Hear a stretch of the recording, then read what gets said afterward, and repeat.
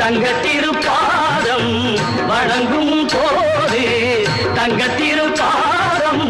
வணங்கும் போது பெறுகின்ற சுகத்திற்கு எல்லையேது பெறுகின்ற சுகத்திற்கு எல்லையேது சந்தனம் மணக்குது கற்பூரம் ஜொலிக்குது கந்தகிரி கோவில் வந்தால் நன்மையெல்லாம் நடக்குது